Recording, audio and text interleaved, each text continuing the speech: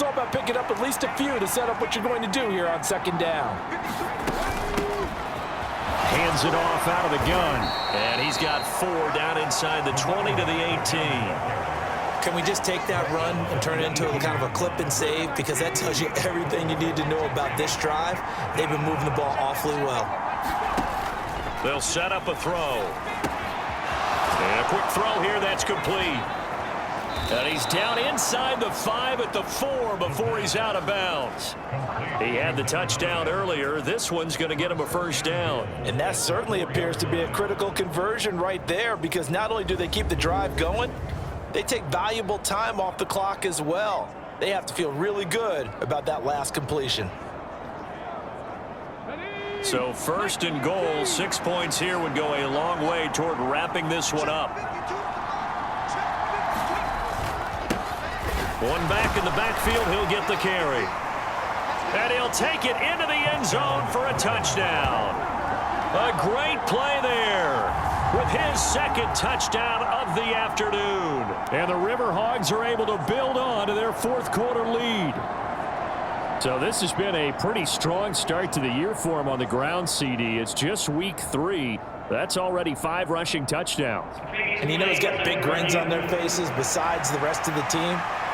The strength and conditioning program, because he was awfully dedicated to what they put in front of him to get ready for this year.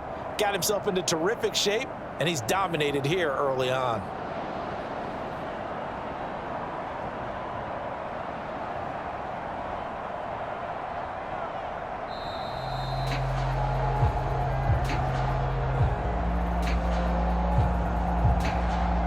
This drive's taken more than 3 minutes off the clock already as they come up on second down. And they'll run again. And he is into the end zone for a touchdown. A great effort there with his second touchdown of the game and 5th on the year. And the River Hogs are able to extend their lead. Well, he'd been the workhorse on this drive, and it would have been unfair to bring someone else in to finish the job. So they go back to him again, and he delivers with a touchdown run. Out comes the kicking team here for the extra point. And he atones for his miss the first time around, as this one is up and good to extend their lead. A pretty long drive that time, 11 plays all told. And it ends with a 1-yard touchdown run.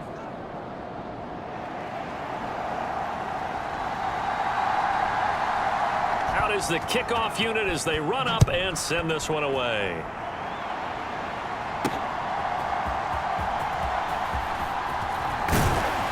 And he'll take it up past the 25 to the 26-yard line.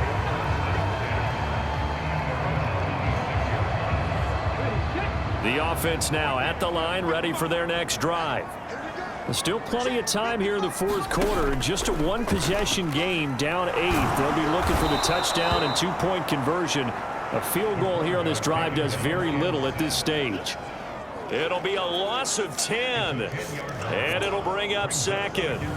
That sack doesn't change their offensive game plan. They always want to air it out and try and get the ball downfield quickly. They're going to have to block a little bit better, though, because the urgency and pressure just increase.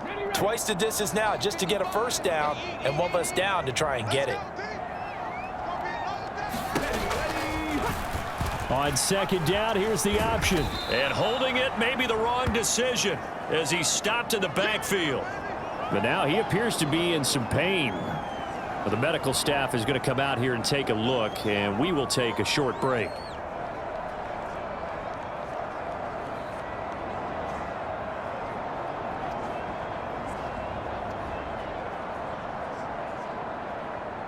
This offense so far on third down, they've hit on 6 of their 8 tries. Very good.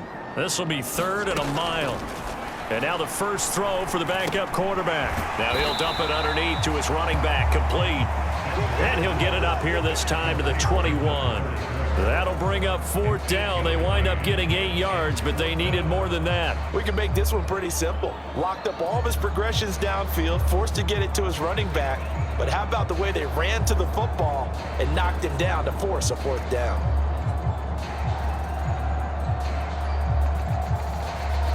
And they'll send out their punter now, as he'll punt it away for the second time. First kick, 47. This one looks good as well. And he'll go out of bounds. It appears right at the 45. It'll be a 40-yard punt, 8 on the return. And out will come the offense as they take over. Now this offense back out and set to go for their next drive.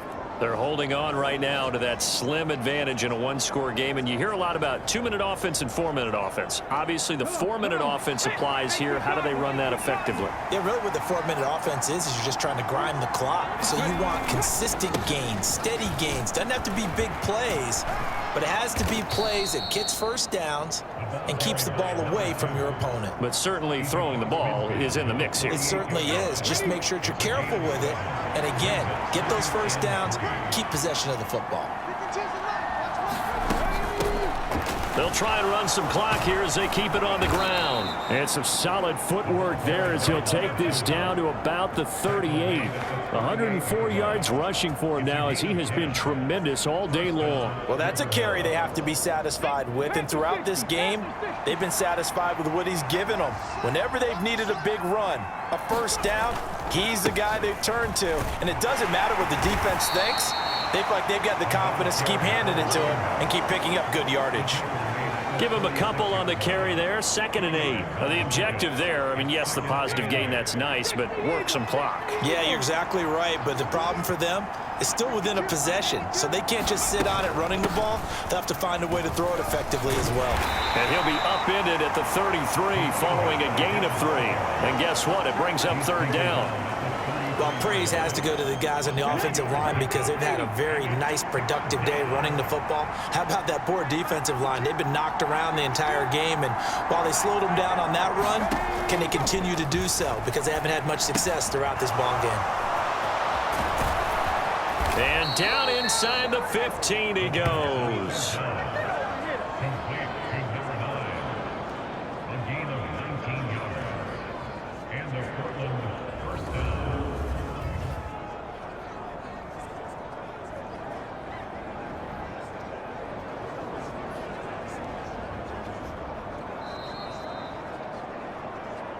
Fourth quarter, down to the final 2 minutes, and we've got a one-score game. So it's our visitors with a football as we get you reset. And not totally home free yet, but it's looking good as they come up 1st and 10. One back in the backfield, he'll get the carry. And they corral him just a couple yards shy of the end zone. And quickly we're going to get another stop here with 1:54 left as they call the timeout defensively. It's 1st and goal, and a late touchdown at this stage could officially salt this one away. Going for the knockout punch. They'll try and run. And he will take this one in for a touchdown. Taking it in from 2 yards out. And the River Hogs are closing in on a 3rd straight victory to start the campaign.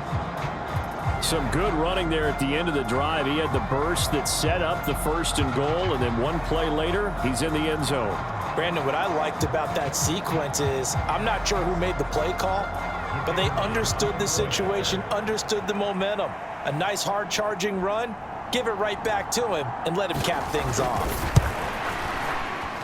Point after, right down the middle. And the lead is up to 15 now. So this drive spans 7 plays, and it's culminated by a 2-yard touchdown run.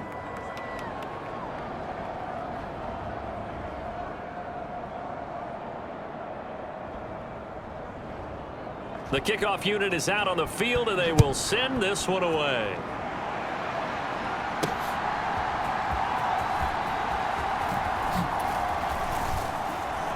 And up to about the 26-yard line, just across the 25. So now Las Vegas down by 15. 1:47 on the clock. How will this thing pan out? We'll watch as they come up on 1st down.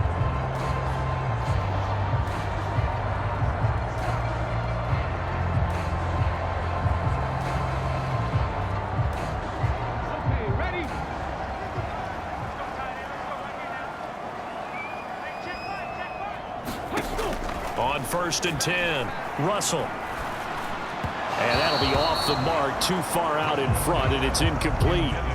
To give you an idea of how accurate he's been throwing the football, we're in the second half. That's just his second incompletion. Well, if he's that locked in, that means everyone's locked in, because to me it's like throwing a no-hitter in baseball. The pitcher may get the credit, but a lot of people making plays behind him in the field. He'll try again with the arm here on 2nd down. Pass complete, Thomas. Now another timeout called for by the offense as they'll head to the sideline and talk over what to do next.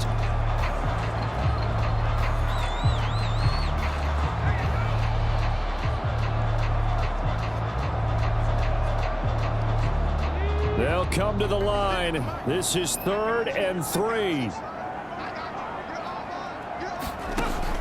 Back to throw. Russell. He's going to let it fly. And that's caught inside the 30. One timeout at their disposal, but more pressing is the need for 2 scores, obviously.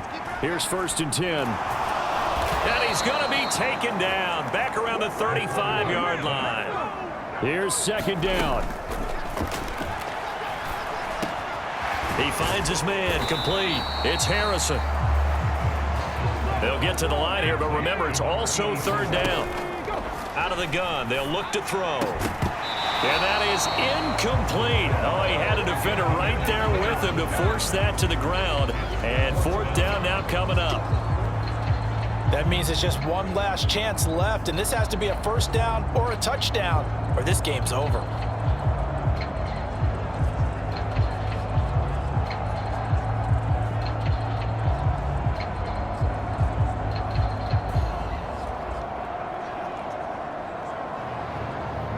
The decision made for them. They've got to go. It's 4th down. As expected, they're going for it to keep the drive alive. He's got his running back out of the backfield. And he is into the end zone for the touchdown. So they still need a miracle with a clock where it's at, but they get one piece to the puzzle done. Still have hope. Extra point splits the uprights as this gets them back within a touchdown and a 2-point conversion.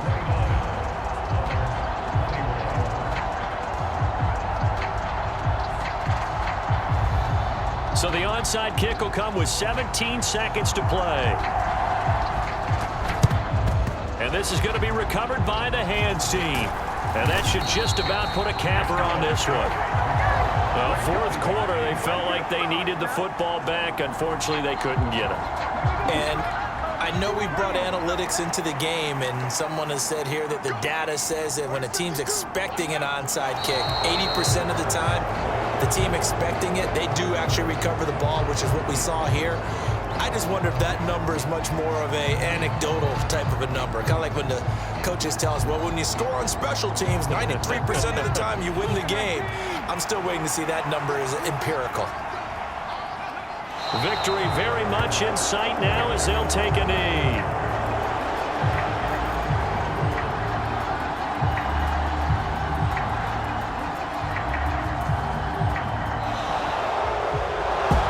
Somebody lit a fire under that offense during the break, Charles. Remember, they trailed at intermission. They come out, they have the big second half, and that lifts them to the victory.